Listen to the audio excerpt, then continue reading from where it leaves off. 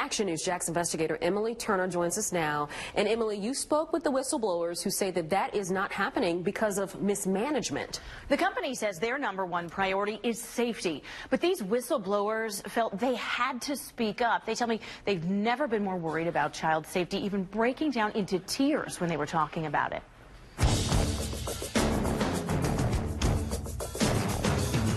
They don't care about the students, the unsafe, the unstaffed. No matter how much they preach about how they are for safety and for the children, I absolutely do not believe that is the reason. These are 3 employees of Student Transportation of America, or STA, one of 2 companies contracted to drive school buses in Duval County.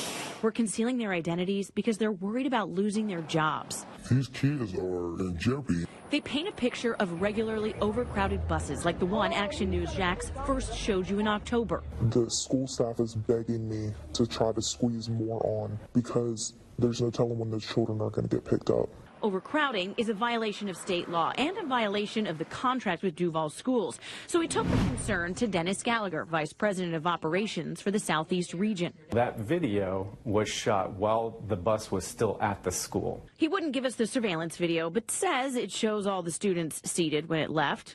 But what about other buses? So every single one of your buses, a kid has an assigned seat, they've got a seatbelt, they're safely on the road. Like I said, the district is responsible for routing. They're responsible for placing the kids on the bus. Meanwhile, parents say there are problems before kids ever even get on the bus.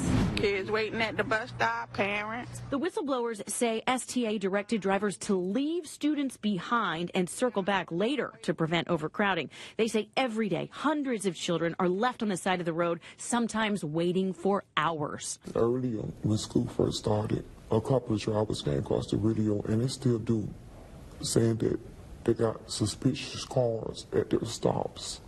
They have the children out there. So it isn't just dangerous. Action News Jax found it violates the company's contract with Duval Schools. Bus drivers are supposed to get students to school 15 minutes before the bell. How often are you later than that? Way later, by a long shot. But Gallagher paints a different picture. So far this year, we're operating at 90% on time. He said he'd provide the paperwork to back up that claim. We're still waiting. Meanwhile, these employees say students are also still waiting every day on multiple routes, and the company has failed to fix it. There's too much. It's so chaotic, and it's ridiculous, and it frustrates me. They can't retain nor hire anyone because the atmosphere is very negative. But according to its contract, STA must, quote, continuously perform at full capacity. Gallagher acknowledges this one is a problem. Driver shortage is the greatest challenge in the industry today. Action News Jax obtained personnel lists that show the company employs about 100 fewer people now than it did 2 years ago. Despite the company's own claim, it's actively recruiting and offering bonuses. I wish you could hear that radio over and over and over and over and over, calling, trying to get routes covered. They don't care. Long as the children get to school, when they do get to school, they don't care. STA wrote me last night saying that, quote, the on-time rate is a number that we calculate at set times during the year using several different data points. But again, they didn't give me the data, so I asked again and was told just this evening they can't provide it. Emily, is there anything that the school district can do to enforce the contract? The short answer is yes. They can withhold payment for some of these violations. They can declare an emergency situation, and they can even end the contract. I found the district, though, is only doing one of those things, and I will have that story tomorrow evening. Yeah, that's a whole other story. Oh, there are plenty more. Yeah. All right, Emily. Thank you. Thank you. The bus company, Student Transportation of America, says it spent $2.5 million to fill open jobs just in Duval County, just in the last 2 years. And when it comes to staffing requirements, the company still can't deliver on its own contract with the district. Action News Jax reviewed the original contract STA signed with DCPS and found it says, quote, the contractor shall employ sufficient personnel to handle the day-to-day. And if it doesn't, the school district can dock its pay. But For the last 2 years, STA says Duval County Public Schools made accommodations for the company and not, Action News Jax found, its competitor. STA's own VP of Operations told me the amendment removes the financial penalty for falling short on staffing levels, as long as the company spends that money on advertising, recruitment, and retention. Well, in those 2 years, that's about $2.5 million, STA tells me they would have had to pay but didn't. I asked STA for an accounting of that money, and what they sent adds up to about $2.7 million. And yet, they tell me they are still 50 driver jobs short, jobs they need to fill. But you still have the problem. Why? The driver shortage exists nationwide, not just here in Duval County. But with enough incentive, you should be able to get people in the door, right? Right, but every company that we have to compete against is offering strong wages, strong sign-on incentives, just the way we are. To be fair, STA says it has added about 75 new drivers since August 1 of this year, again, with those 50 more drivers to add. As a comparison, though, Durham School Services, who carries 25% of Duval students, does not have that allowance in its contract and only has one driver job open on its website. For local coverage you can count on, in the studio, Emily Turner, Action News Jax. Action News Jax investigator Emily Turner is fact-checking the company on those claims. That's right. In an on-camera interview, a VP with Student Transportation of America told me the company is 90% or better on time. But when I asked for the data to back that up twice, the company couldn't provide it. So we pulled the records and we talked to an expert about how reliable that number and their timing really is. The county's biggest school bus company has an equally large claim, a near-perfect track record for on-time arrivals. So far this year, we're operating at 90% on time, north of 90% on time. But whether it's parents this morning was 45 minutes late. or students, What about the kids that can't get to school? even the district's own bus delay website, all paint a very different picture. I asked, but Student Transportation of America told me they can't provide the data to back up its self-reported rate. But records we pulled from the district show STA has been charged more than $100,000 by DCPS for untimely service just this year. You said you operate at what percent on time? 90%.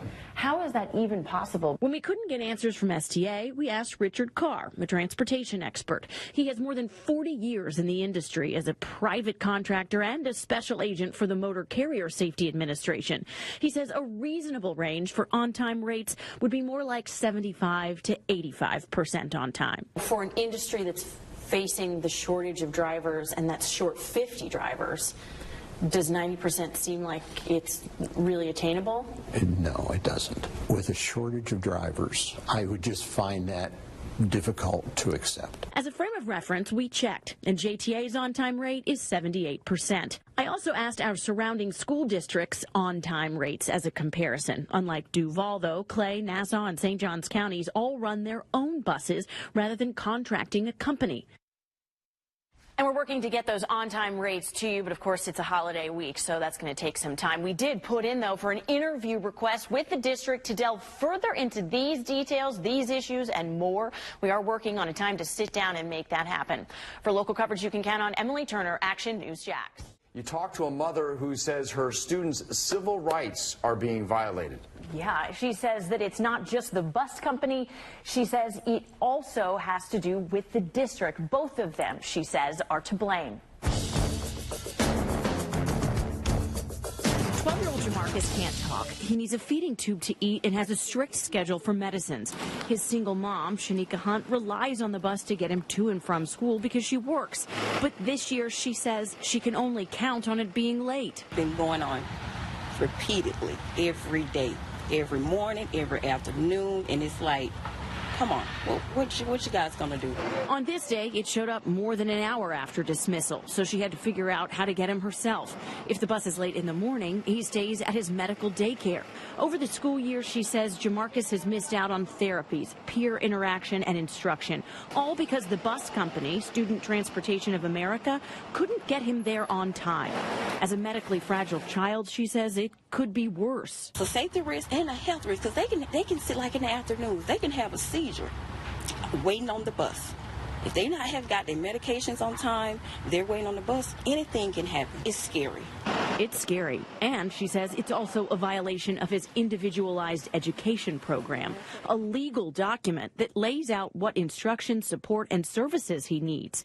This includes transportation. It's all about supporting the child so they can reach school, so they can have a free, appropriate public education. Dr. Angel Wilds has her doctorate in special education and is the director of advocacy for the Cornerstone Special Education Alliance. She says consistently late buses create a serious problem for special needs students and break the law. It's a violation of their free, appropriate public education. It's a violation of Section 504. It can be a violation of Title II and a violation of the Individuals with Disabilities Education Act. We've been telling you about issues with Student Transportation of America for weeks. The company and the district itself blame a shortage of bus drivers for its problems. But Dr. Wilds says those problems don't matter when it comes to delivering on the education of special needs students. When they're not fulfilling the contract, what is the district to do? Well, you have to find another way. Action News Jax found there are provisions in the district's contract that allow it to find another provider and do the job. And STA would have to pay for it. But the district hasn't done that. And Shanika says the problem just keeps happening. Fed up, she says. She's now taking her complaints to the State Board of Education and the Office of Civil Rights. I just need someone to take full accountability of the issue because something has to be done. And our investigation found that this is a problem that could affect every single student at Jamarcus's school. Every single student at Mount Hermon has an individual education program. And if they take the bus, they all have those transportation requirements that may or may not be happening. And these are some strong concerns. Why hasn't the district taken stronger action? And that's a great question. That's very much the question that all of these parents have. And I also have asked that question. Tomorrow, however, I'm hoping to get an answer. I'll be sitting down with the Assistant Superintendent of Operations who's over transportation. Hopefully, we'll be able to figure this out. I discovered potential civil rights violations, safety concerns, and more. So I asked the district where the buck stops. And the answer is a lot costlier than just $1. Just understand that it's not acceptable. Tonight, the district is echoing the sentiments we've been hearing from teachers, students, and parents for months. They should be safe riding the bus home, not worrying about all these students on the bus. I have no words to describe them at this time because it's just that bad. They are fed up with problems caused by buses, specifically Duval School's biggest bus company, Student Transportation of America, or STA. STA carries about 95,000 students to and from school every day, or 75% of the student population. We've talked to whistleblowers for the company about safety concerns. These kids are in jeopardy. Transportation experts about bus delays. Does 90% seem like it's really attainable?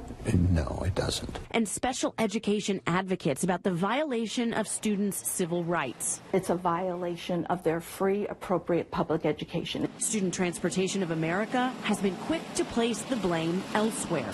Driver shortage is the greatest challenge in the industry today. But now the district is saying enough is enough. Obviously, if a company performs and can't get adequate staffing, at some point it is their fault, and they need to take, obviously, be accountable for it. And that accountability comes with a hefty price tag.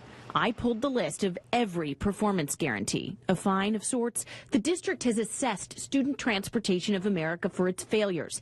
Since July, the company has racked up more than $2 million for multiple violations of its contract. Thanks to a contract amendment, though, STA won't be assessed for the staffing shortage violations as long as it funnels that money back into hiring.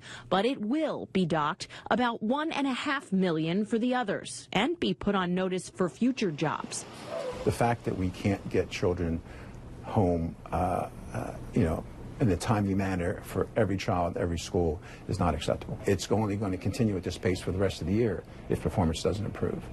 There is an allowance in the contract for DCPS to essentially fire STA and hire somebody else on STA's dime. Now, the district says they haven't done that because there are very few contractors out there who have enough buses for 95,000 students lying around ready to go. So for now, it'll just keep docking the company's pay and hope that financial incentive is enough to make changes.